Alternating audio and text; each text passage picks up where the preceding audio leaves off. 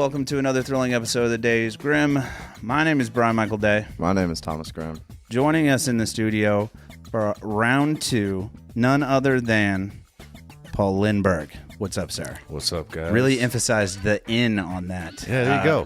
Yeah, I've known you for a while now. I sent my priest. There's a funny story behind this. So Paul and I have known each other, for about 4 months now, or Is whatever. your priest the same as Paul's priest? No. Okay. He goes to St. Ben's. I go to Sacred Heart, St. Boniface. But anyways, so I chose Paul to be my sponsor, right? Like AA sponsor? It's, whatever. Yeah, kind of. That's right. That's the only thing he can relate it to. Yeah.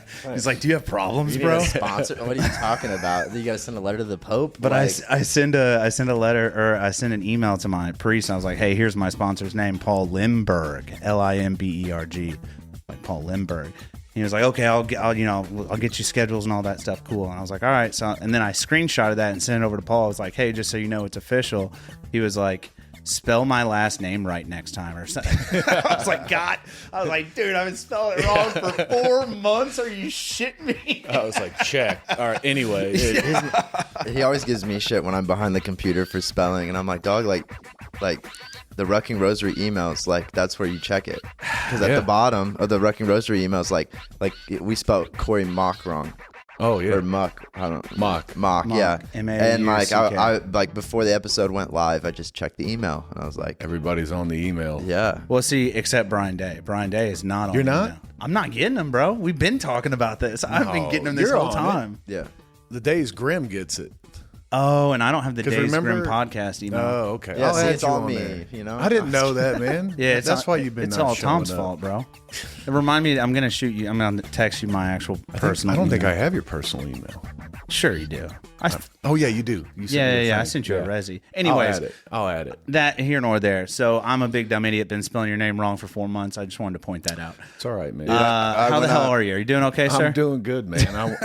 And on that note, I want to say, so he did ask me to be his sponsor for OCA. It's to kind of come into blood the in, church. blood out. Yeah, that's right. Yeah.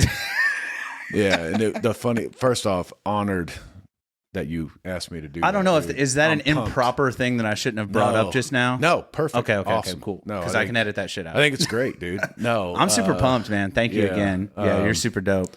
And it was funny because the priest that he's talking about, we know each other pretty well, and before Brian even threw my name out there, I guess he said, "No, I think Paul might be a good sponsor for you." And I said, "Man, if he's picking me, then you've got some problems, dude. We're gonna be good." Him and I got dinner together. I tell you about that. Yeah, He went to the Ruck, right? Yeah. One time, a clean shaved fella. We might as well just talk about the Ruck, this little first part. yeah. Why not? Yeah, no, for sure. We went to it. We had a Ruck yesterday. Yeah, we did. Let's talk about 5.2 miles Let's go to around the the origin. Linberg compound. That's right. Can we go to the origin? How it all started? Yeah, we Let's can do that. walk me through that. So the one that first off, how it started for us was we had you on the podcast. Yep. And then you were like, "These guys are okay." And then you were like, "Hey, I do this Ruck and Rosary thing." You brought up after the show, I believe. Yeah, you guys were talking about a guest that you had that was really cool, talking about religious this and that. Yeah. And I just kind of casually threw it out there, this thing that me and my buddy Tanner had put together, and you were like, "Oh, that's cool. We'll go to that thing." And I was kind of like, "Yeah, okay, sure. Here you go." Yeah. Yeah. So then he hit us up post show about it, and I was like, "All right, Tom, we're going." So I hit him up and reminded him, and he was like, "Oh yeah, I'm already in." So we show up, and that's how that's like our origin. But that was only the second one. The Burdett Park one was the second or the third. It was the third. We did two at the house. So what does the origin for Ruck and Rosary look like for you? I'm gonna get there because Okay. speaking of the one you guys were on, it was hilarious too because we're out there rucking and I'm in the back talking to Brian and we're just still getting to kind of know each other. Yeah. And he's in the middle of talking to me and there's people walking around and all of a sudden he says, "Hi, Mom." This lady walks by and ignores him and he's like, "Mom." And I'm like, "Did you just seriously run into your mom doing this?" And she's just like, "What are you doing?" And you're like, "Oh, I'm doing this Rucking Rosary." And she's like, "No, you're not. What are you really doing?" Yeah. But yeah, She walks the trails with a weighted vest. Yeah, my mom's, essentially a Navy SEAL. That's where I get all my talent and murderous activity from. So yeah, she's a straight killer, dude. Shout out to my mom. Yeah, and I didn't have a backpack on. And me and the guy in the front were just like just crushing. We were Fucking running. We were like speed running in the mall, Yeah. Like you just debating robbed a religion bank. back and forth It's in like, between. hey, there's some men back here with weight on their back. Slow down. a Yeah, little I think bit, we bud. even had to say something. We were like, "Hey, Tom, fucking dial it down, Dude, this last time, they were the two older guys in the front. They were getting it. That was my old man. Yeah. That was my dad up there in the front. Damn, I missed meeting your dad. Yeah, old Dan. They were getting it, dog. I'm so pissed. So yeah, so I get out of the Marine Corps last June, and I was like, man, I need to like find a tribe, like because Yeah, you're living in these communities, near base or on base, and you're just around. Dude, yeah. Like all of my neighbors were vets or active duty. Yeah. Like all of them. Some of the best people I've ever met, and you're just around this kind of lifestyle and culture all the time, and it was awesome.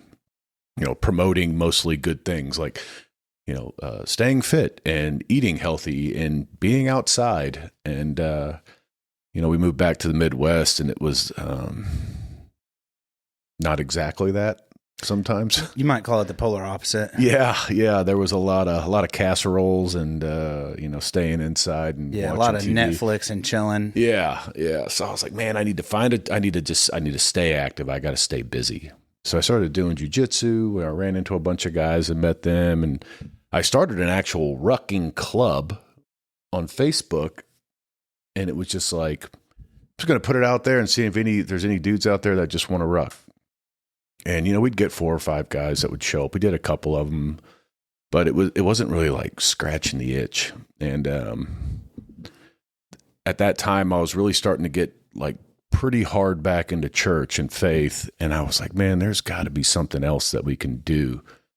And I kind of had this idea of doing a Rucking Rosary, like rucking 5 miles, and each mile you pray a decade of the Rosary, and you get a little bit of, it's mind, body, and soul, right? So people that are, you get a physical activity, you kind of working out. It's hard. Yeah, if you want it to be hard. You get a little bit of faith in there if you're looking for that. And if you're just looking to clear your head, going out and doing something hard, it's a good way to clear your head and kind of get back in the right mental space, if you will. At least for me, it does. And I ran it by my wife, and she was just like, yeah, sounds cool. Do it. And I was like, all right, I'm going to do it. And along the way, I had met Tanner Babb through a mutual friend of ours. And Tanner's just, we hit it off like immediately. We were like, did we just become best friends? Like yep. Really cool dude. He was a Marine as well. We hit it off. And he was on his kind of path back into really getting into faith as well. So we were clicking on a lot of different levels. And then I pitched the idea by him, like, hey, man, what do you think about doing this? And he said, yeah, do it. And I was like, one of these days we'll do it. And like 3 months later, he just kept kind of pinging me on it. And I was like, all right, fine, let's just do it. All right, put it out there. We sent it out to our buddies that we knew that would probably be interested. And the first one we ever did, we had 14 guys show up, which was like mind-blowing to me. Yeah, that's crazy. And it was real awkward, like the first one I ever did. Like I've never like prayed in front of grown men clunky. Before, Yeah, it's gonna be really clunky. Like, whatever, let's just do it. And then we did it, and it was like really, I think I mentioned it at the Ruck yesterday. Like it's been very healing for me and like helpful. It's helped me in a lot of ways that I never thought it would. Because every one of these that we do, there's always like something I get out of it. And kind of selfishly, but I get something, or I hear something, or I learn something about somebody. And it's these little testimonials that you get along the way from different guys. And the idea was originally kind of like a veteran thing, but then I was just like, man, there's more people out there that need this than just vets. And it really turned into anybody who wanted to come could come. And you don't have to be Catholic to go. No. You don't even have to be religious to come if you don't. You can just show up. Atheists need apply. No, all jokes aside. But speaking of like the little tidbits you were picking up, so you guys, every mile you pray a decade of the Rosary. Yep. However, along with that, you guys also do like a related topic, which is nice. And that's kind of where I'm assuming you're getting some of these like quote testimonials from, because like, I don't know what you're on now, but like we were doing like season of the better man or whatever. Mm-hmm. So like, now it's a better husband. Now we're on to better husband. So the first one we did, it was just a rosary. It was pretty cool. And there was a lot of guys chatting and talking. And then I was like, man, there needs to be something a little bit more to this. Just a little. To get some interaction. Yeah, just a little extra. And so I, through the help of, AI, kind of created a year-long program broken down into 4-month segments. Yeah, 4-month. Doing the math in my head, quick math. So the first 4 months were, different ways of being a better man. Yeah. The next 4 months were being a better husband, and then the last 4 months will be being a better father. And that can apply to, if you're not married, you could be looking to get married, or this is what you should be like maybe someday when you are married, or if you don't have children, you can look at it as a friend or a mentor. There's different ways. Or even like boyfriend, girlfriend. Like, it's still applicable. Like if you're with, like in a serious relationship. Well, and the better father thing is too, just like a better mentor, like you were saying. Like, no matter who you are, there's people that look up to you. Yeah. And so each month, so the better man, it was, 4 months, different aspects of manhood, like discipline, communicating. I forget some of the other ones, but in each decade, I would read a little narrative about an aspect of being a more disciplined man, right? And then we combined kind of quotes from the Bible and then quotes from some Stoics that are out there that are essentially saying the same thing, but with the crowd that we have, some people just relate better to hearing it from Marcus Aurelius, and it sounds clearer and cleaner than, St. Paul. But I think they're was saying the same thing, right? I was in the room with both of you at the same time, and it may have been our first interview together when we talked about Stoicism and like religion, right? And no, actually, it wasn't Paul. Now I remember, it was the fly boy that we just interviewed. Alex. Alex. It was Alex. And we were talking about like Stoicism versus religion, and essentially how one is just the same as the other. Like Stoics are just saying, reiterating things said from the book or from the gospel. Yeah. But they're just not putting the gospel's name on it. Yeah. They're just a remix of the original. Right? Yeah. It's kind of like punk goes crunk. You know what I mean? Like it's the same thing. It's just a different little kind of flavor. Some of the Stoics were BC, but yeah. They were? Yeah. Oh, yeah. I'm not like a Stoic expert. Well, Brian doesn't know history. Pretty much all of them. But I know history up to like we hit up to 1912. My boy Jay, 1776. Well, yeah. A lot of them are like they're universal truths and principles that are just rebranded, right? Yeah. But still, it's still. So I'll read a little chunk of what someone said, and then I pose a question to the group while we're rucking, and it's encouraging them to take that question and with the guy in front of them and beside him to kind of talk about it and open up a little bit. Yeah. And, it's a nice icebreaker if like two guys don't already have something to talk about already, Yeah. I've been lucky enough that, I get a new person every time. And by doing the podcast, I kind of just go in like talk mode of like, get to know you, tell me about you, stuff like that. But like, there are some dudes that like, you can tell that like, they're waiting for that talking point. Oh yeah, yeah. It's like a prompt to get them. And I encourage all the guys every ruck to, if there's somebody you don't know, go stand next to them and get to know them. Oh yeah. But the whole idea behind it though was really, man, it's just like it's building community, right? And it's not just vets or non-vets. It's like building all of these guys together, and just some of the feedback that I've gotten out of it is.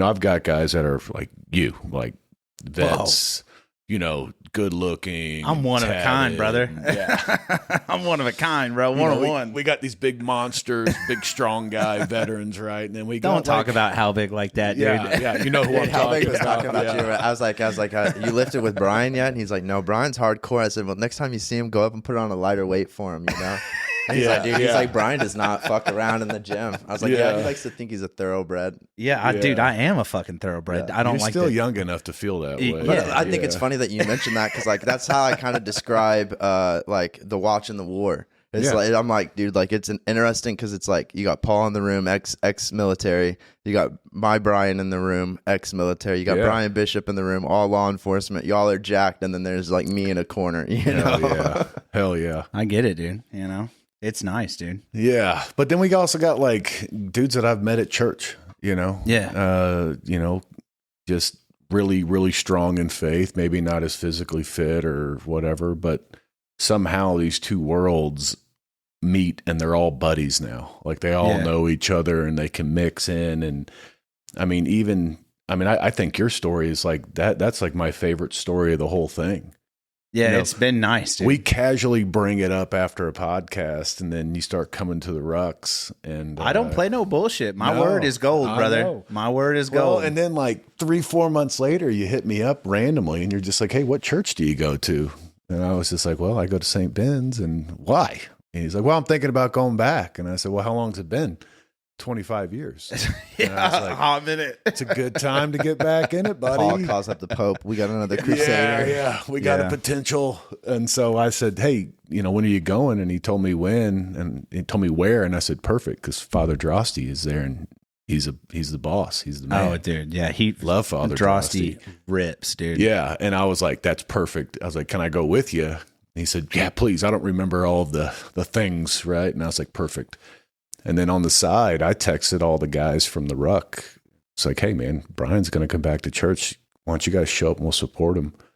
So me and Brian walk in and we're sitting there. He hadn't been in church in 25 years. And like one by one, like 7 or 8 guys from the Ruck, we're all sitting in this pew next to him. Yeah, it was nice. That's dude. what I think's super cool about the Ruck too. Is like I think anybody in that group, like if you were to get their contact information somehow, like they would be there for you if you needed it. Oh, 100%. Yeah, it genuinely is just like a gang. It is kind of like a gang of misfits. Like there's all kinds of like different There is. strengths and weaknesses in that group, but then like combined together, it's just like just a bunch of genuine folks. Like it's just super nice. Dude. It's just a bunch of guys who are trying to be better, right? Yeah. In one aspect or another, or all aspects, and we all need it, right? We all are lacking. We've all fallen short in the glory of God. Some of us more than others, but you know. Why are you looking at me, brother?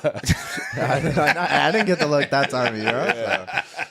No, and it's just, man, it was just this thing that kind of popped out of nowhere, and it's just really been like and it's like good for my family. Like my wife gets really into it. I mean, she's always there and helping out, and she's encouraging it. She sees what it does for me. And, you know, to wrap up Brian's story, I mean, 4 or 5 months later, now I'm sponsoring him in OCIA, which is cool as hell. You know? And taking them out into the woods. Yeah. Oh, yeah. So teaching them how to use a gun. Yeah. I'm just listen bringing them right here. along, you know? Listen here, young fella. All right. Teaching him how to use a gun. I don't know about that. Yeah.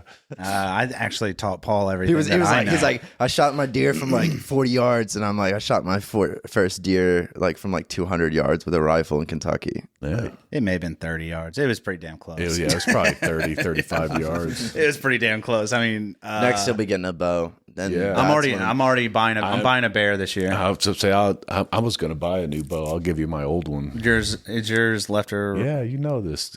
So you're holding with the left? Holding with your right hand, drawing. Yeah, with right. left. You draw with the left. Yeah, you use a trigger. Mm-hmm.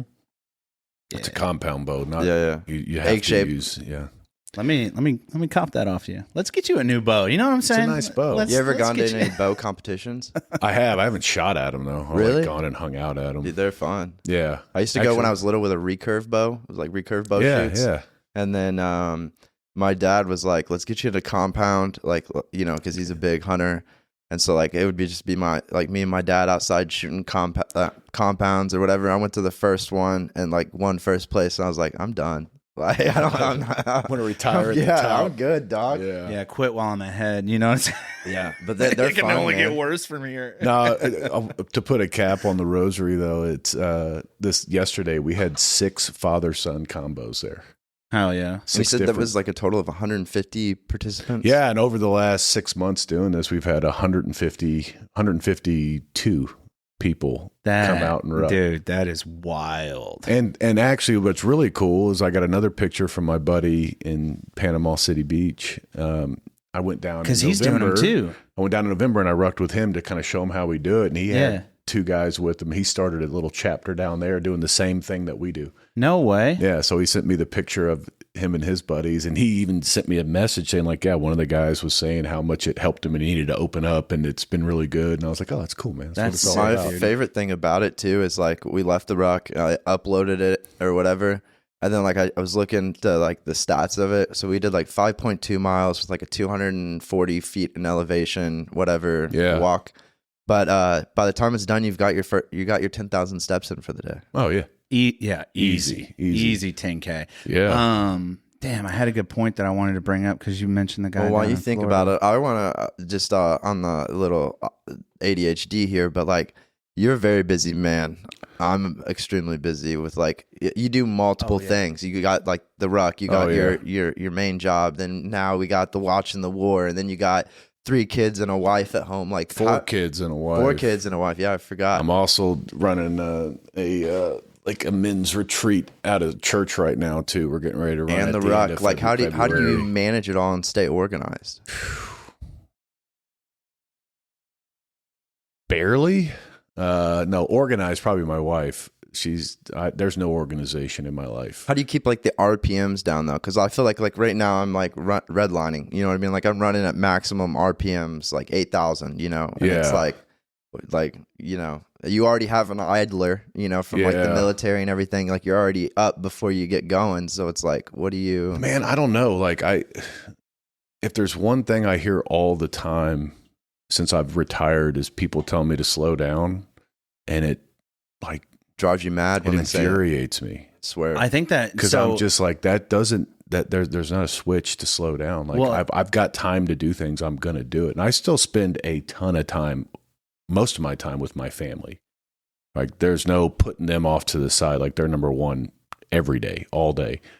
I think it's like getting into a routine has been the best thing that's been helpful for me. What about like when like one of those situations of like the other things is like a lot and it puts you in a bad mood? How do you like go home and take that uniform off of the bad mood to like be there with your family and not be in that? Because we talked about it a little bit in your first one. Yeah. And I know you've mentioned it on a few episodes of the Watching the War where like you were coming home in like a bad mood and like your kid coming up to you and stuff. So you know, what was that? Like what helps you do that? Well, like that's a good question. I know, like, my last duty station, I had to do a lot of kind of turning it on and being personable and happy and talking to people a lot. And, man, I would, like, fly into a city and just not want to do it. But I'd have to, like, flip a switch in my head and be like, all right, come on, we're at work, let's go. There was a lot of that kind of training that I kind of trained myself on. But then honestly, like just like having a routine and like sticking to it as close as I can, like getting up early. I always take time to, I probably stay sane because I will lock out times in the day to just stop and pray. No matter what. In the morning, first thing in the morning, I make coffee, sit down. I will either read a little bit of the Bible and pray, get 20, 30 minutes to just do that. And the rest of my day is fine.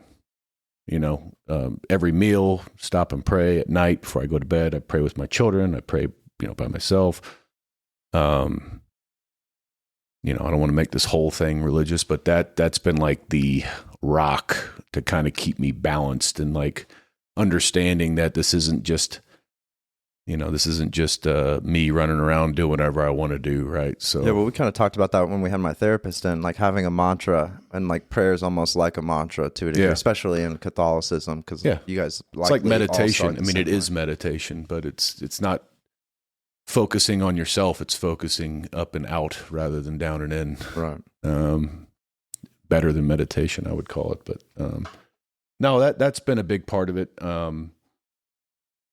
Eating healthy as I can and trying to work out at least Monday through Friday, just doing physical things and getting some burning that angst off. Getting that, dude, a lot of guys with, like, I know for me, from my past experience, but I've talked to a lot of military folks after they've gotten out or been out for a while, and like, that's the number one thing is like stay active. Yeah. Like You have to. Yeah, like if you've been in situations where like you had like some kind of stress or trauma that kind of sticks with you and will always stick with you, you know what I'm saying? Yeah. If you have that kind of thing and then you just leave that job one day, you're going to be fucking tortured unless you exhaust yourself physically, Yeah. and that will ease the mental angst throughout the day. That's so a good like way to put it. Yeah. wake up early in the morning and torture your body first thing in the morning. Then you go about your day, 9 to 5 job, whatever you do, but your body is so beaten up and tired that you have so much less energy to even begin to think anxiously. Yeah. You know what I mean? Well,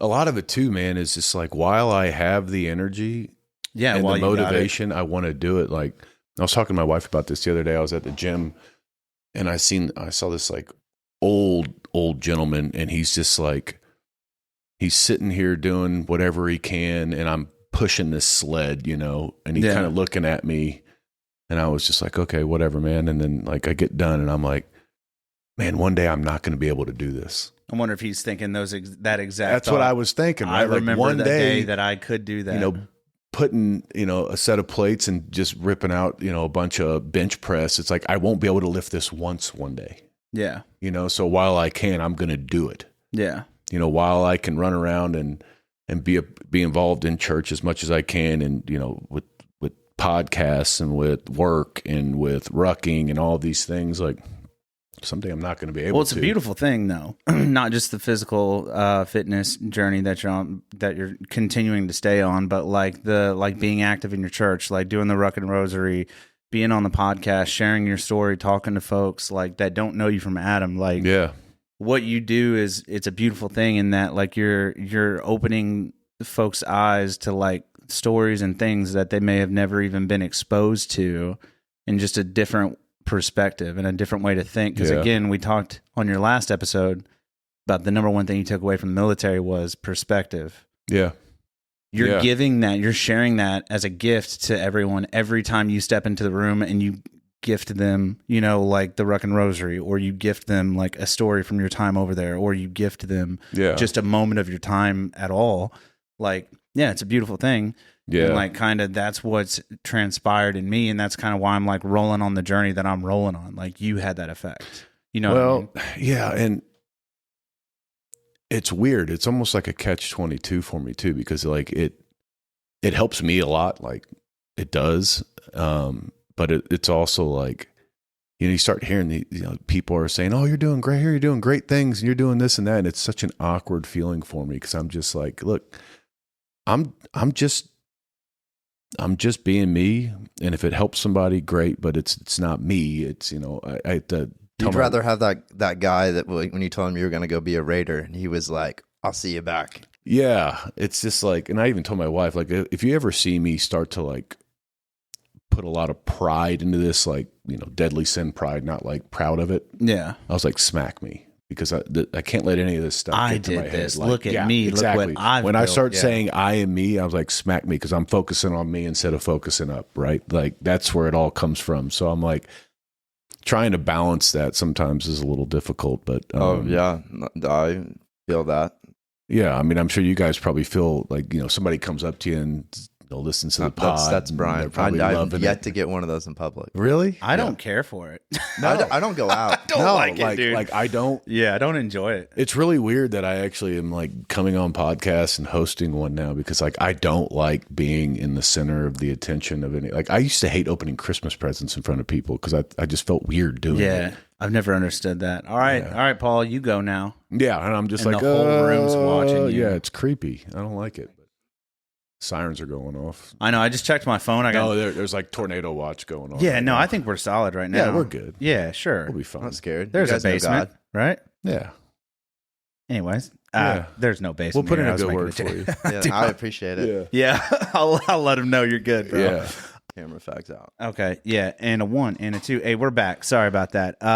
Okay, anyway, so you did mention like coming on a podcast, but also hosting a podcast. That's new for you. Yeah. Well, first off, as I say producers, Tom's been doing a lot of the heavy lifting. You guys, I would call you producers for sure. Tom's producing it more than I am, but being able to be a part of that has been like really special for us, I know for sure. But what is it like on your end? And again, we're talking about the Watch and the War. Yeah. Look them up on YouTube and Spotify. We're gonna work on getting it on Spotify, but definitely right now, on YouTube. For right now, it is on YouTube. Yeah. What's that been like for you? Being like, now you're going from like speaking on a podcast to being like, okay, now this is our show. This is Brian and I, and we got to put this. We got to dance monkey dance type thing. You know what I mean? Like, what's that been like? Man, I mean, we've got 4 or 5 episodes recorded now, and the shine, it hasn't worn off yet, right? It's a lot of fun. Like, I enjoy it. It's therapeutic. What I actually love best about it is, if I could say I was good at anything in life, it's like trying to connect people. Like this is a good dude, you're a good dude. Like, you guys should meet, right? Like, I really like doing that, and being able to introduce you guys to Brian. And then that relationship builds, and now we're sitting in a studio because he had an idea of doing that. Now we're doing this here. Like, I love that. Yeah. That you guys are a part of this. I wouldn't have wanted to do it without you. But you guys came to the right people. That's right. The pod, what do you call it? The pod? The pod fathers. Yeah, the pod fathers. Let it be known, that's all coming from him. Look, if you want a top ranking podcast in Evansville with video, you got to come to the pod. That's his pitch, bro. That's his pitch. He'll go to people and be like, dude, I really think what you got going on is great. Also, I am the podfather, so if you go with it, I'm like, dude, bro, leave that out of the pitch. Do it right the first time and just come and see me. He does the podfather pitch all the time. At it, dude. No, yeah. He's got it squared away.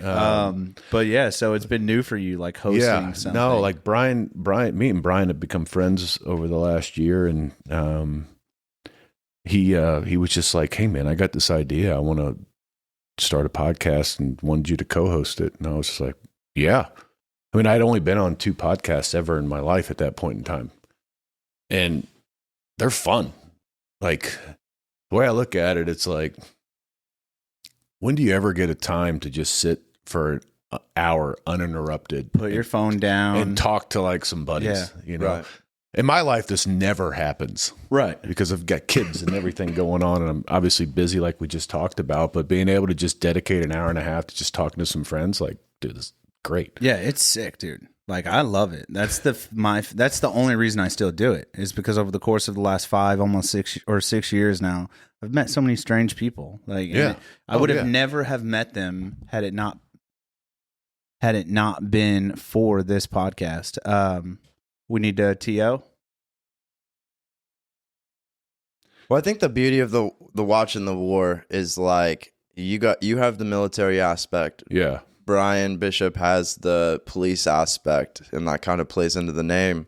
But then, like, you both are extremely active, like in the community, physical fitness wise, and like a lot of those same skills and like out of work, like hobbies, if you want to call it that, like they overlap. So it's kind of like you guys have a great dynamic, and it's kind of like Brian and I like whatever I don't know, Brian can cover, and whatever Brian doesn't know, I can cover. Which is a lot. I don't know. Yeah, like in the police world, I don't know anything. I'm sitting here making up words that I saw on TV. No, he like when he said it, I was like, yeah, man. Like, what do you want it to be about? Like, what's the purpose? What are we gonna do? And he was kind of rattling off, different ideas, but essentially it was kind of distilled down to just bringing in people from, our community that have, not necessarily, but a lot of them have either military or police backgrounds, and the things in their lives that shaped and changed them, and how they kind of overcame that and became who they are today. Like, focus on that kind of secret sauce that they had, the motivation, the drive, the willpower, kind of how did they do it? Yeah. And I was like, that sounds great, and we got 40 years between military and law enforcement experience coming to the table. So So we've already interviewed a few guys that have military and then police backgrounds, which is cool, always gnarly to see. Yeah. Which there's a lot of them out there. I mean, it's a pretty common thing. But it's been really cool just meeting different people and talking to them and just really opening your eyes. And we get a good chance to talk about mental health a lot too, which is like a big focus of it too, which I think is important. Well, and like you said, like, you like to connect people through. And one thing that I've loved about podcasting is like, I already had a big network, but since doing the podcast, my network has like times 10. Oh, yeah. And it's like, you're only gonna find more people that you can connect. Like a good example for you doing the Watching the War, like Brian's been talking about that trigger assembly guy forever. Yeah. I bet you've never met him. No. Would that not be just the sickest thing to be able to sit down and talk to that dude? I mean, literally, not to spoil anything, but about his trigger assembly, which never happens. No. Yeah. The little guy always gets beat up. Yeah. But he won. Well, there's just there's just all like kinds you get to meet, you get cool shit like that, and that's just adding to the people of, okay, I got your number, dude. I'll DM you. I'll send you funny memes every now and then, or whatever. Like it's the best, man. 'Cause, I mean, it's just sick, just like Days Grimm, right? Like there's people that you probably meet that you would have never met in your life. Yeah, dude. 100%. And then you're finding out something interesting, and then other people listening to it can be like, oh, that lady or that guy lives here. I need to go talk to them. 100%. That's a cool person that lives in our community. I mean, it's really just, I don't know, man. It's almost like I keep going back to the word community, but it's like building this camaraderie about people who live here, like being proud of who we are and having like this group of people that it's kind of a catch-22, right? Because you're displaying this interview on the internet and this new sense of community of like, okay, well, we're going to build this thing and then we're going to show it to these people online, and these people online are going to listen and or watch it. Yeah. Which is like the traditional way now of like community, if you will, like comment sections and all that BS that come along with it. But when you're in the room doing the podcast, you're getting back to like that rudimentary community, that handshake and a smile, that that real person to person connection, which we're losing like every day. It's like a social club, man. Yeah, and it's nice, and it's just nice that it's like it's very old fashioned. It's very face to face. Give me your number. And I think another cool part too is like, we were talking about like how you've helped Brian in his life and me in my life. We haven't really talked about some of that stuff, but like, you're like you're a motivating person. You know what I mean? Like, I don't feel like it. Like if you write that book, you know what I mean? Then you would be. I'm just like my ways to motivate people are like, here's all of the horrible and bad decisions and life choices I've made. Don't do that. Yeah. Don't do these things. Don't do these things. Like I found life is better when I do these things. At your own risk, but I would suggest you try this, right? And, even going back to, how I stay on it, I quit drinking, which was huge. I mean, Christmas a couple of days ago was 500 days sober for me. That's wild to me. And you're not doing it for like any particular reason per se, or at least are we cool with talking about that? Yeah, no, we can talk about it. You and I have spoken about it, because I even asked you one day, I was like, so like, I think we were driving to a blind or something. I was like, so why don't you? Like, why'd you stop? Yeah, man. And you were like, well, I don't know. Walk me through that. It was, as I'm opening a beer, by the way. Sorry. I mean, I wouldn't. I wasn't like your stereotypical, like what you would think of someone being like an alcoholic, right? Like I wasn't drinking before work and showing up to work drunk, or I've never had a DUI in my life. I would never even drive drunk whenever I did drink. Yeah. It would just lead to it would let my kind of baser human instincts and bad decisions creep in. Like I would allow myself to be lazy.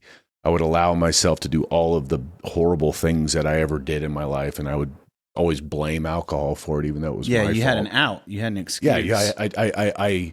I created an excuse to continue poor behavior. Yeah, I can see and, that. Getting out and having a lot of this really catch up to me, it was like, well, we got to make some changes.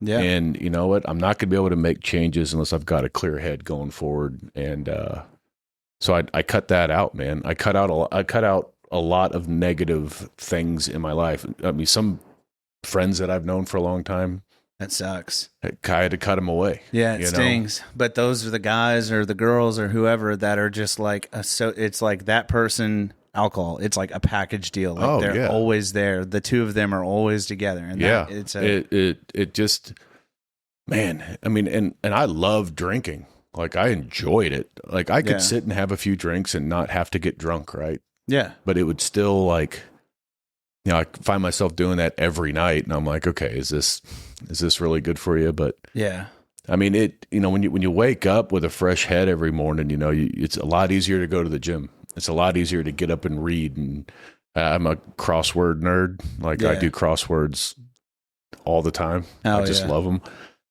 Keep me kind of mentally sharp there. But it was really just, I kept talking about it and I wanted to be about it, right? Like I'm going to make life changes. I'm not going to be able to do this drinking every day. So I need to just turn it off. Yeah, and that's huge. I'm like an all in or all out kind of guy. Yeah. So I just cold turkey stopped drinking after, 25 years of it. And was just like, I'm done. I do it every October, right? For the Sober October that everybody does. And it is nice to get away from it. Like you and I have talked about it a little bit. Like it's nice to just know like, oh, I can put it down and walk away like any moment. Yeah. I'm not like tied to this awful thing, but also like those 31 days that you're just clear headed and clean. It's like, it is, especially on like week 2, week 3, you're like, golly, I feel hydrated. Oh yeah. You know what I mean? Like I feel Linberg. It becomes such a habit that like, the longer I've been away from it, the more I look back and I'm like, man, there's nothing that I did that didn't involve alcohol. Yeah. Why is this such a key aspect of my life? Well, it's like I couldn't mow the lawn. I couldn't come home from work. I couldn't go to a ball game. I couldn't sit around and do nothing without having alcohol. It's like American. It's like an American value. It's like built into the American system. I feel like it's just one goes with the other. And I'm not disparaging anyone who drinks, right? Like, no, absolutely not. I loved it. But it was more like I wanted to be like a mastery of self, right? I didn't want anything else controlling me. I wanted me controlling me, right? Like, I didn't want to be a slave to something, an addiction, or as I'm chewing on these, Zen pouches. Yeah, but those are nootropics. Yeah, true. Yeah, it's a nootropic, dude. It's for mental quickness. I can stick to some things, right? Like I'm still addicted to caffeine. Like I drink coffee every day, and I, nicotine occasionally, but there's just certain things I just didn't want it. I wanted to be in control, and you don't lose that with. And I would give it up for Lent every year for like 5 years in a row. I would give up drinking for Lent. So it's 40 days of no drinking, which. Now I got to come up with something new because now I'm not drinking. So it's like, shit.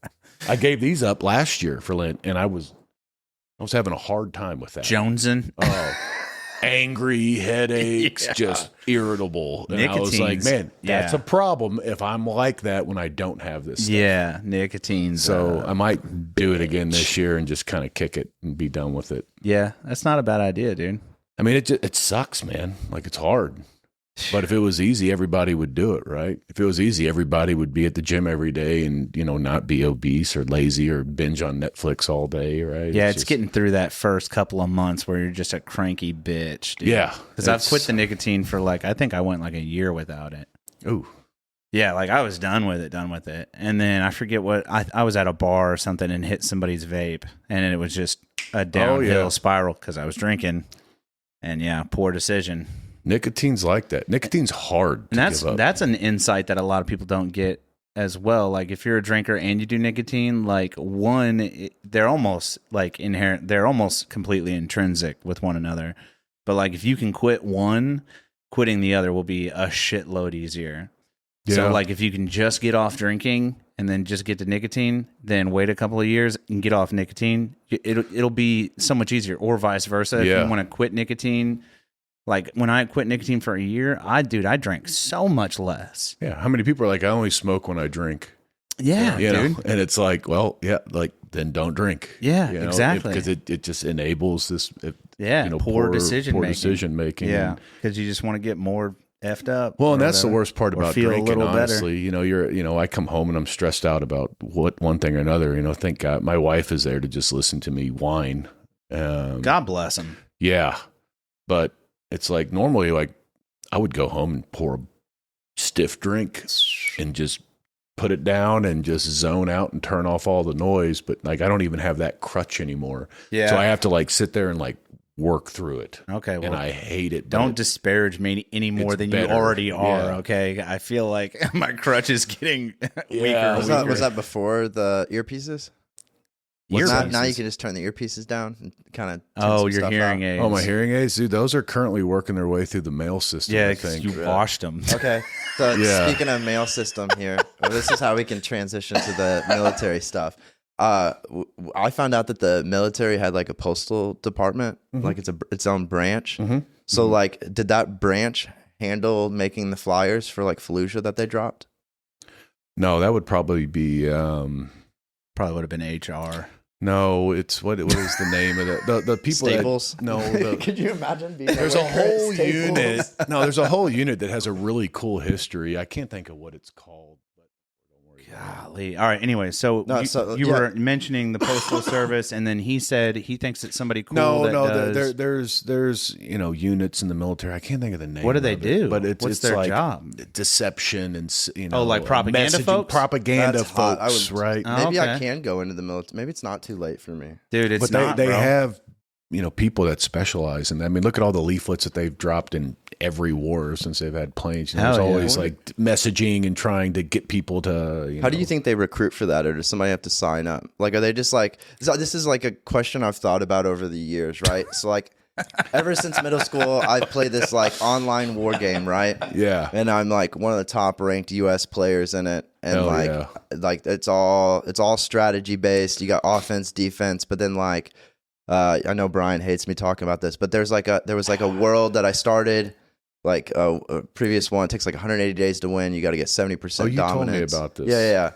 But like I was making like screenshots of our tribe and like the tribe chat, watching Kingdom of Heaven, and like there was a guy on the enemy team that I knew loved it, so like I screenshotted and photoshopped him in there, like he was in there watching it with us, and like leaked it out to like some people that I Deception. And like they started thinking he was a spy, and I think that's what it's called, MILDEC, military deception. Oh, MILDEC, deception. But I wondered, I'm like, man, how long until like a military guy just knocks on my door and is like, hey, we need you, like Ready Player One or something? You know what I mean? Like, I wonder how they find people for that, or do you have to like enlist for it? Like, I got ideas. I got ideas. Yeah, I'm sure that there's some recruiting that happens at different colleges, and you were correct. MILDEC. That's the only reason I'm looking at my phone. Military deception refers to actions taken to deliberately mislead adversary decision makers about friendly forces, capabilities, intentions, or operations. Well, didn't they do that with like D-Day? They got a dead body, put some fake letters and stuff, and like dropped it in the ocean. They calculated had blow up tanks.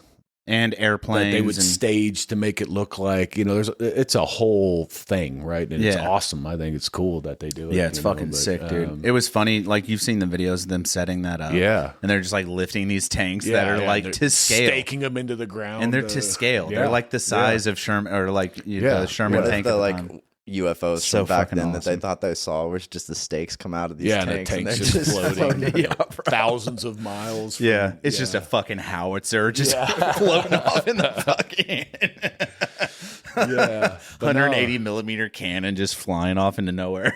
So like for the Fallujah thing, you said they like flew over, they dropped the leaflets. Like, were you guys already like on the ground, or like were there no boots on the ground when they? No, we were on the ground a lot of times. Sometimes they would do it before you would go into an area. Kind of, I know, like during Phantom Fury, they had dispersed some leaflets saying, get out of the city. Or did you like find them on patrol and like put one in your pocket as like? I used to have a whole bunch of random little things like that. Or you're getting ready to do a big operation, and they'll kind of warn people like, "Hey, we're going to come in and likely we're going to kill everyone." Yeah.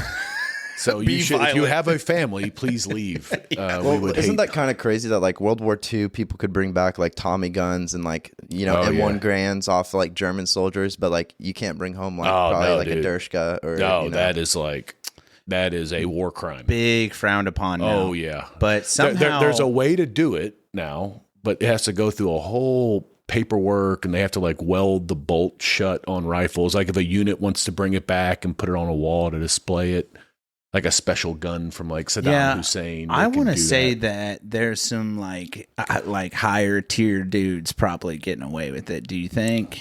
Yeah. Yeah. Okay. I just wanted to make. Okay. Yeah. We're on the same page. Yeah. Okay. Yeah. Likely those dudes are. It's frowned upon, and if you get caught with that stuff, man, you will get burned. But I was saying the SEAL guys, like DevGru guys, the Delta dudes, they're probably fucking stuff in their pockets. Tactically acquiring quite a bit of stuff. I think that if they were, they're probably going through the right procedures to have that done. I wonder if they have a different procedure because they operate at the level they operate. Like, well, I mean, is there like a rule somewhere in their pamphlet that says like, oh, well, if we have to investigate the weapon, of course we have to fly it home with us? Well, I don't know. You know what I mean? I know there is a procedure because I had actually worked on it, getting back a couple of RPKs that we had recovered or used that we wanted to bring back. You had to bring back. But you have to like announce it to, hey, do you want to bring these back? Okay, here's the paperwork. And it takes forever to get processed to make sure, because war trophies are a big thing. Like you will get, which is even small things, which is kind of a bummer. I mean, if you take, like a flag off of a dead body or something, that could be considered a war trophy. What? Yeah, like there's all kinds of stuff that can be considered war trophies. I might edit this out, but just so the room knows, I definitely have a scarf from Afghanistan that I took from somebody. Yeah. Yeah. That green one that's in the pot. Yeah, that came off a guy one time. Yeah. That came off a dude. So he fucked around and found out, and I got his scarf. Yeah. I know some guys who've done some things like but that. I almost asked if you had a throbe, and I was like, dude, we should wear throbes and make Brian the odd man out. What's a throbe? The man robe. The man dress. Oh, I got a man dress. I'm not the odd man out. Oh, well, dude, I got a whole dress. bag of man jammies. Yeah, dude, I love a man jammy. Yeah, it's I got nice, them from like different countries. Yeah, I got mine from doing the pre-deployment training. I played the op for the aggressor. Yeah, so I had the whole get up, and I just stole it. Yeah, I went to the mosque one time, and they were like, "Here," like, cool. Oh, they gave you man jammies? Yeah, they just like standard issue those? No. Oh, they nice, were just dude. like, this dude, we want to make sure he's not armed. Yeah. Go ahead and disrobe and put this on. Yeah, but you have to get naked in front of us right now. Or you're not allowed to. Yeah, see if he's wearing a wire. Yeah. Dude, it was wild to go there. Like to the local one. They had like a Newburgh sheriff out front almost every time, just because people are afraid around here. It's wild, dude. I hate that. I mean, they should be able to do whatever the hell they want. Sure. The what do you call the Jewishes? The synagogues, they should be able to do whatever the hell they want.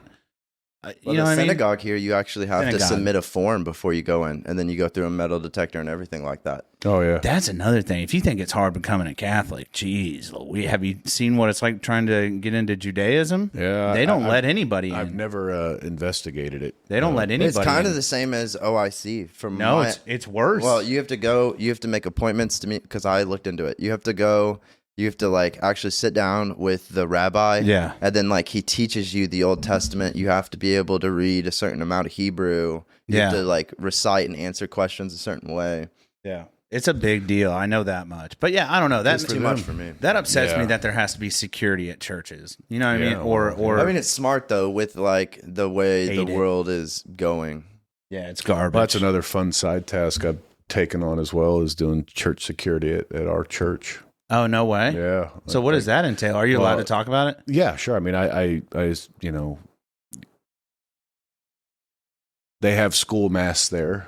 Yeah. And I go to them because my children go to it. And I always was there just because I'm always thinking, as you probably are, there's somebody out there that wants to hurt some little kids today. There's a worst case scenario for every aspect. Yeah. Well, and then that school shooting in Minnesota at church happened, and I was just like, all right, this needs to get organized. So I went to the priest and the school leadership and just said, hey, what's the security plan, for church?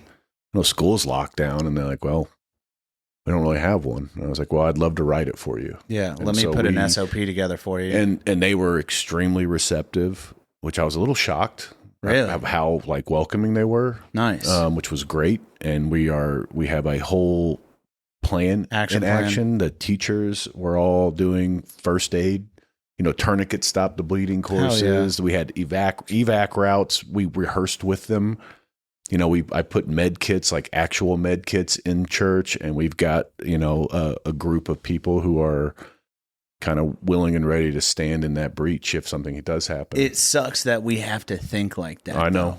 It sucks. It's like finally, it's like, has our day come? Like, I think about it like the U.S. was like the safest place to live for 175 years or 200 years. Yeah. And now here we are at 250 years as a nation, actually this year, I believe, or no, next year. Yeah. And at 250 years as a nation, are we like, is there an amount of degradation? Is there like this? Because in other countries, it's just so common for there to be like violence and civility. Yeah. Like civility and violence are just like next door neighbors and they borrow each other's fucking milk. Oh, You know what I mean? And it's Yeah. just like, it's been so normal for so long in these other countries and so abnormal to us. And we've just taken it for granted. Now it's like, I mean, since Columbine, it's been a downhill. It's like the new norm. Yeah. There's a new shooting, stabbing, public violent act every week, it seems like. And the more you think about it, the more depressing it gets. But I kind of looked like there's nothing I can do about that, right? But what I can do now is directly influence where proactive. where my kids go to school and where I worship.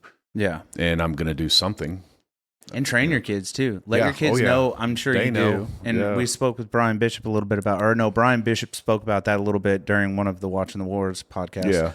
Yeah. Big shoots to him, but having a plan. Mm-hmm. Half these parents, what do you do if A? And they're like, that's the wrong answer. Well, because people don't want to think about it. I know. And it's just but like, hope is not a strategy, It's not, dude. No, I mean, it's you not. still got to have it, but it's not, you got to have plan B. Sorry, we kind of got sidetracked with church security. We wanted to go back to, I believe you've told me this story, and if you're uncomfortable with sharing it, I understand, but the Purple Heart. Yeah. We didn't even talk about that in your initial interview. No. So when did that happen? That happened, December 15th, 2006. Shoot. So a couple weeks ago was they call it our Alive Day. 21 years? 2006? Was 19. it 21 years? 19. I was 19 way years.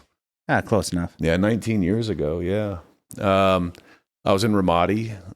We were at a outpost, which was actually an old mortuary, which is really creepy. Like a JSS, like a single building. Yeah, it was a building with a structure. little compound around it, and it had a graveyard in the back. Okay, that's where they nice, used dude. to kind of prepare the bodies for burying them. Yeah. It was right by a major intersection in the city, and you would, as a platoon, you would patrol out and you'd man it for a week, and you'd rotate platoons and just to kind of control parts of the city. One day we were just kind of sitting there, and I had boots and utes, so just like a t-shirt and cami pants on, and a cement truck, with the big spinning thing. Yeah. But it was filled with explosives. Just drove straight up into the gate and detonated. Awfully Christian of them. Yeah. We were talking about putting a door there anyways. Yeah. Thanks guys. Oh yeah. I mean, it destroyed the entire front wall, the Jesus. generator, the whole building was on fire. I mean, windows and doors and everything. We had boards and sandbags, and, a big chunk of that building kind of came down on me and a couple other guys. And, we were, knocked unconscious for, 5 minutes, something like that. And I remember just kind of coming to and just seeing a couple of my buddies over top of me. And I'm like, what happened? And I had obviously had a headache, and, your ears are bleeding, and my one friend, he was hit worse than me. And we actually had to medevac him. He ended up living though, thankfully. But a bunch of guys got hurt that day, and then it was hey, they're coming at us. It was a pretty complex attack. They had about 15, 20 guys. So there was an ambush post explosion. Initiated. So they breached essentially. But then they were trying to come through the graveyard to come and attack us, and and it was like, get your stuff on and get up to the rooftop. We're under attack right now. You don't get to go lay down and say your head hurts and go rest it off. You don't get to feel sorry for yourself right now. No, yeah. And I had some like burns and little cuts and little things, right? But you can stand on your feet and lift a gun. Yeah. So I just threw on the plate carrier and a helmet and ran upstairs, and there was probably a good 4 to 6 hour gunfight after that. I mean, it was getting after it. I mean, I think as a platoon we shot thousands of rounds. I think we fired 19 or 20 rockets. We actually called in a Gimler. What's a Gimler? It's like a surface launched, from a vehicle with a hell yeah, shoots surface to surface missile, I guess you would call it.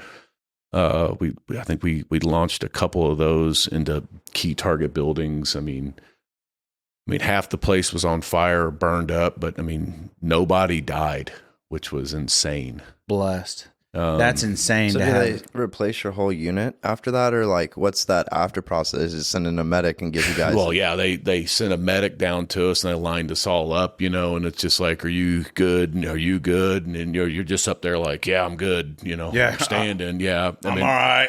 But as soon as it was, I was like throwing up and like nauseous 100%. And like it was all coming in, and we didn't have protocols for TBIs back then. It was just like, hey, I'll go lay down. Like the high too. So like the gunfight probably kept you going. Oh yeah. So you're just adrenaline. Like, I got to put these dudes down. I got to get my guys good. Oh yeah. You're just like adrenaline pumping. Like you're. Tunnel focused. And everybody's face was just like black from like smoke inhalation. We're all coughing up just nasty burnt tires and trash. And then once it stopped, you were just like, oh, fuck. Yeah. Yeah. It could have been a lot worse, but at the time I was just like, well, I'm good. I'm not dead and I'm not missing a limb, so I'm okay. And you did how many tours after that? 8. May I ask, so going back to just how the whole thing kicks off, cement truck rolling up to the wire. Yeah. Does it like wreck into the wall and then explode, or did you guys have like an eye in the sky camera? There was actually ISR pictures that I used to have of it after the fact, and you could just see this gigantic, it put a hole in the ground. It was huge. Yeah, I bet. You can get a lot of ordnance in one of those. Oh yeah.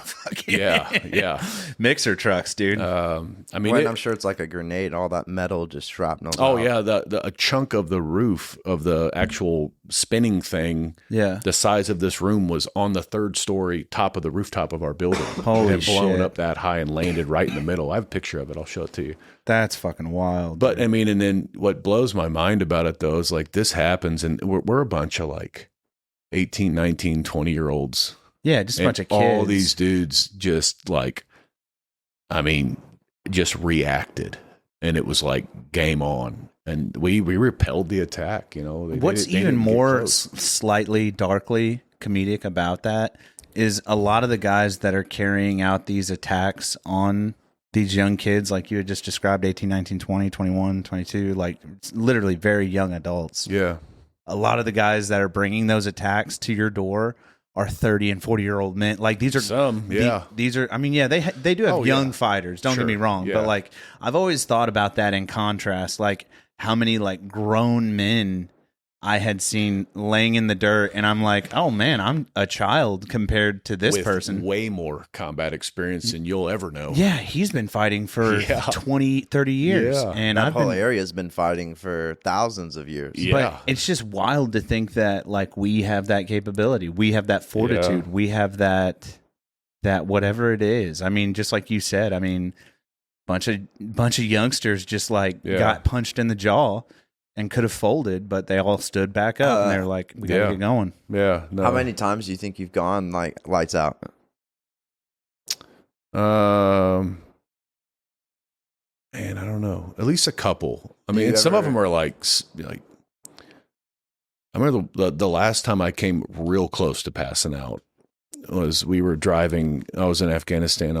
I think it was my last deployment, and we were wearing indigenous clothing, right? So I wasn't wearing a helmet. You're in traditional garb. Yeah. Yeah. I had my bouncer underneath it and, backpack full of guns. Is that like a stab pack, like a stab vest? What do you mean a bouncer? Like a bullet bouncer, like my plates. Oh, I got you. Sorry. Bouncers, yeah. Okay. So I had plates. It was real thin, but it was like a t-shirt. You could put your plates in, real thin plates. Oh, nice. Okay. You wouldn't even know it, and we were out doing some work, and we were in an armored like civilian car. So it doesn't look like it from the outside, but yeah, it's it's like steel plating. It'll stop some rounds. Yeah. Oh yeah. And we were moving quick, kind of getting away from an area, and we hit, the roads aren't the best there. And we hit some bump, dude. And I remember bouncing up in my seat and cracking my head on that steel plate so hard. I mean, I was seeing stars and had to sit back for a minute. That's when you know it's coming. Yeah. When everything is like flashy. Well, I thought we got blown up and it was closing in. Yeah. And then I was just kind of like, I blinked a couple times, closed my eyes, and then I was like, all right, we're still in the middle of this. We got to get out of here. Yeah. The only reason I ask is because I pass out often, but I like every now and then, semi regularly. Every now and then though, like I hear like a self dialogue.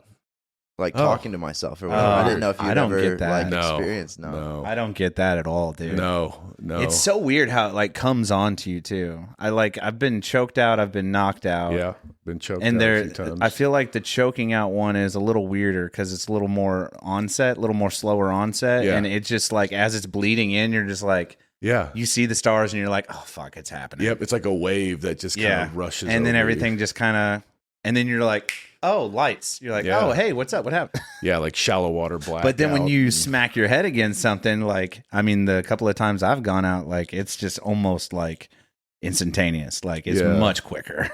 Well, and I mean, the thing with it, man, it's like the TBIs, like the traumatic brain injuries, they're no joke. I mean, yeah, because your brain's floating in a vat, and then you smack something, your brain smacks into your skull, dude. There's so much research and data on it recently about how it's like the catalyst to a lot of problems that particularly vets have. Yeah, anger and TBI, violence. I mean, it'll change your whole life. Yeah. It's fucking terrifying.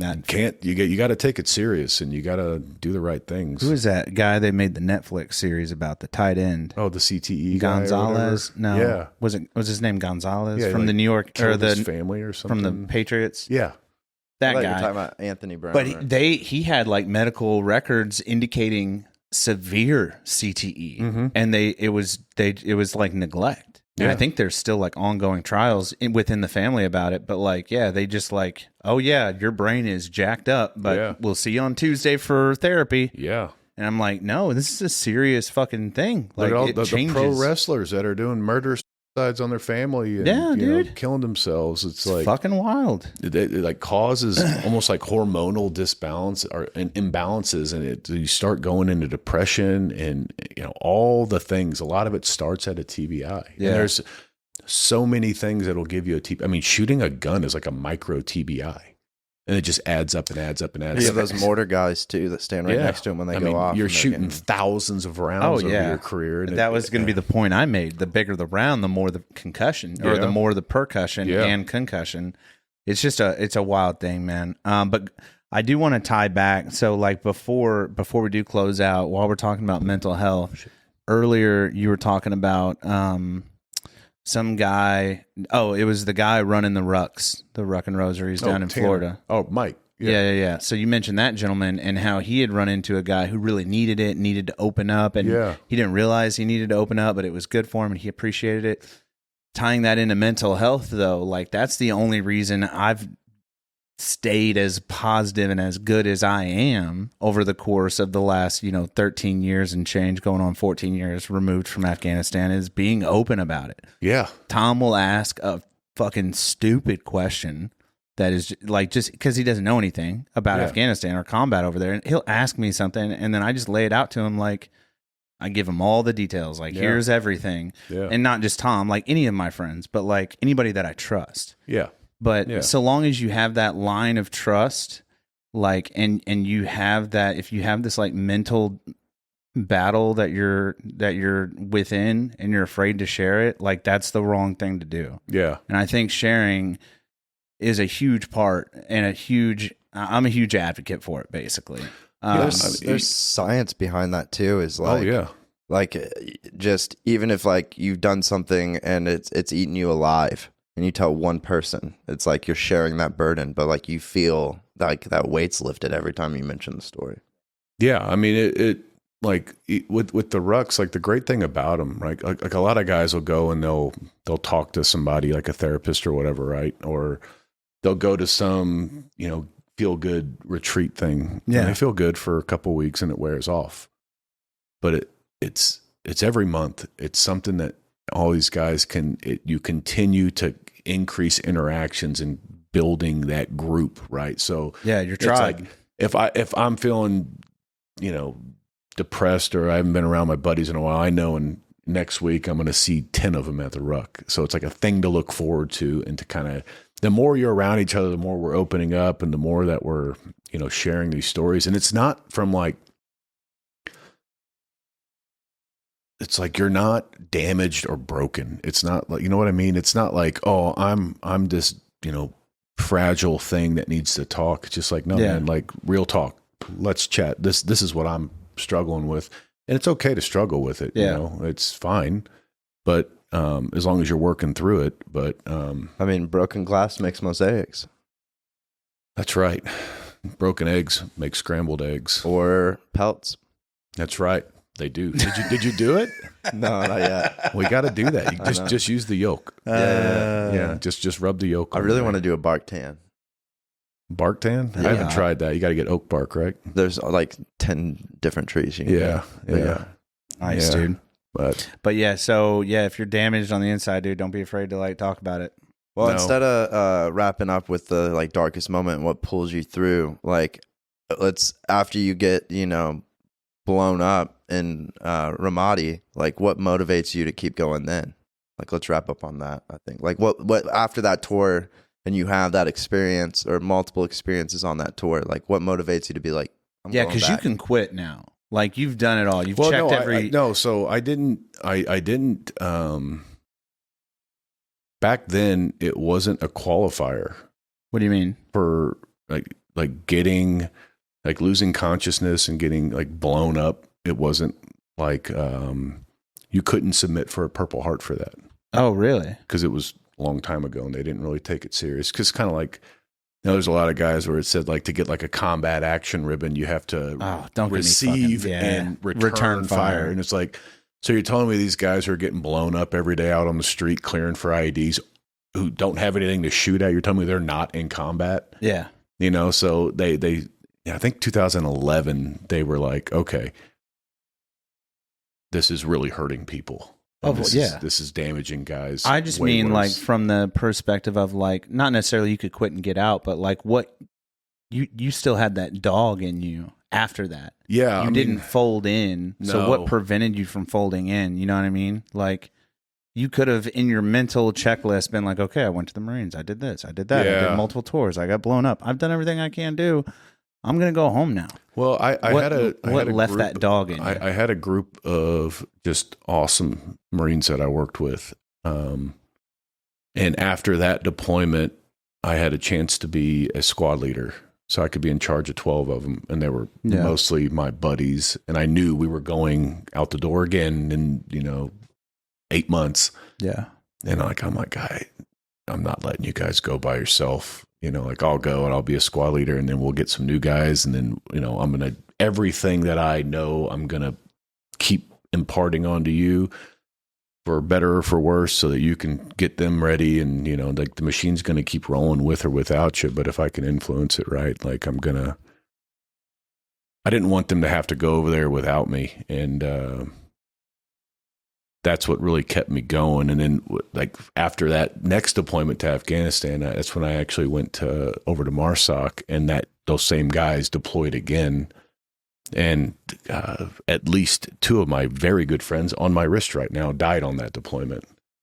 And it was like, man, that sucks.